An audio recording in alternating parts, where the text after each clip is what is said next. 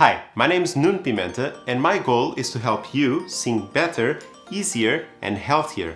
The purpose of this video is to talk about the feedback process, starting by its functions, some principles for good feedback, and explain the importance of the feedback itself. At the end of the video, I'm going to give you an example of a good structure for giving feedback to a singer about his performance. The final goal is to help you evaluate and give feedback to other performers, but more importantly, to yourself. So first, let's talk about what's the purpose of performance evaluation. I've done some research and ran into a simple structure of 4 functions for assessment.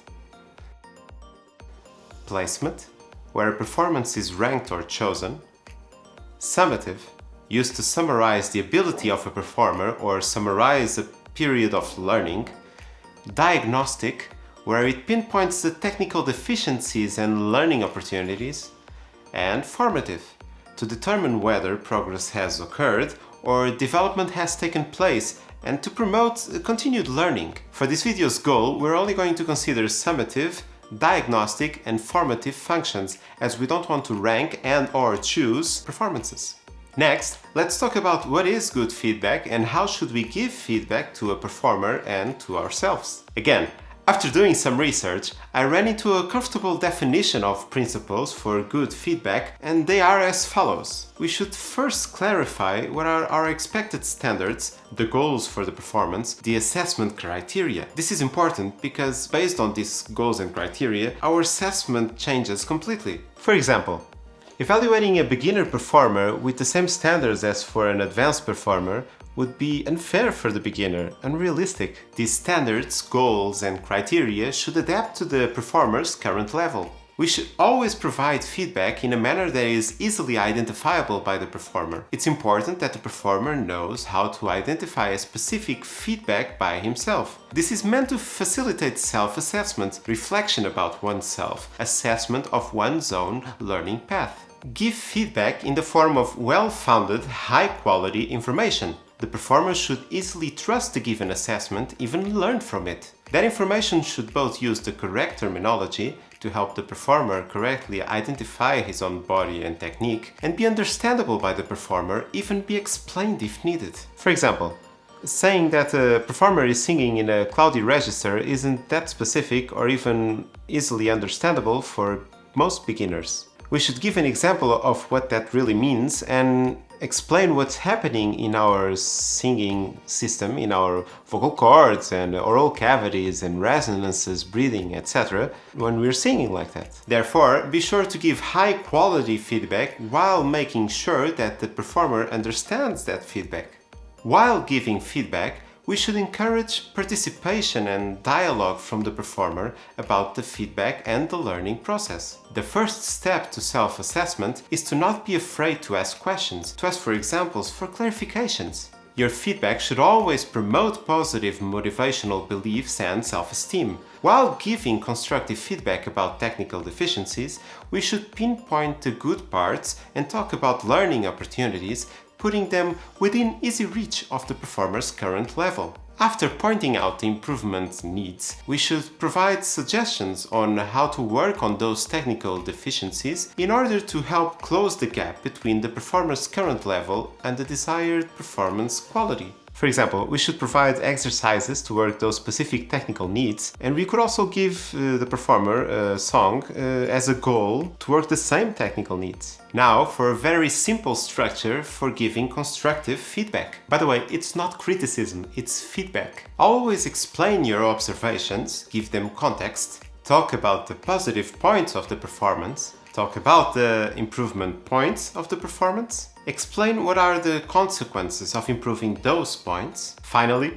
give suggestions for improving the same points. If this video is bringing you any value, do press the like button and help me and the channel reach more singers like you. Now, we talked about all this to put you sort of in a mindset that you should be in when giving feedback about someone's performance. This is important to objectively evaluate another performer, to help them better understand themselves, help them with their own self-assessment, promote a positive learning environment, and be structured and objective for a better understanding of the feedback itself. Although we talked about giving feedback to other performers, this is also equally important when giving feedback to yourself, evaluating your own performance, your own skill. This happens a lot with singers, where you see them being awful to themselves, not even explaining why they're saying those things, and it's just a negative environment with no learning context whatsoever. While at the Singing Academy Vocal Emotion, I learned about the importance of a structure for self-assessment. This helps us having to specify why we're saying what we're saying, and forces us to actually think about each part of the performance and justify our assessment. By doing this, the most common outcome is a more positive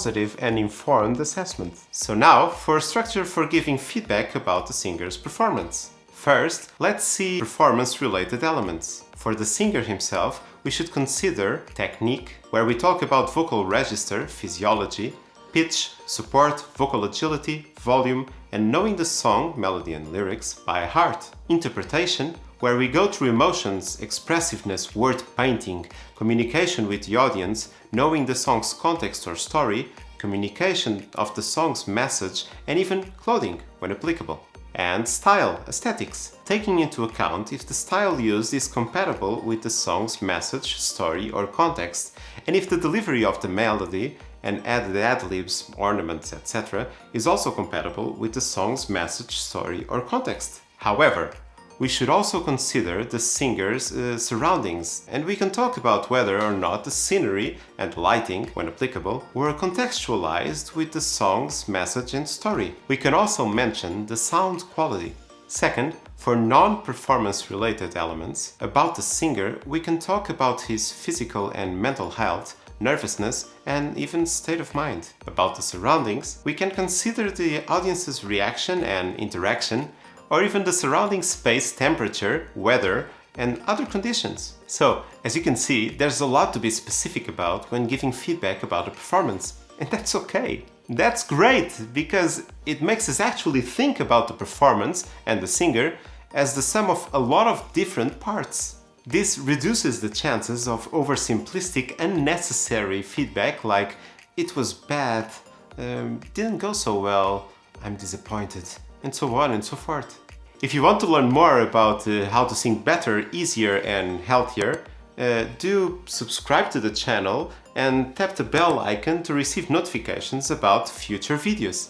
So, in conclusion, our feedback should follow the good practices and principles I mentioned in the video to actually help the performer grow. It also should be structured in order to help us think about the performance in a more specific manner, which in turn will help us give a more well-founded feedback. That's it for this video. I hope it helped you better understand what performance feedback is and how it can help you better comprehend yourself and grow as a performer, but also how it enables you to help other performers grow better. So keep on singing and share with us your progress, your videos in the comments below. We'd love to see them. See you in the next video.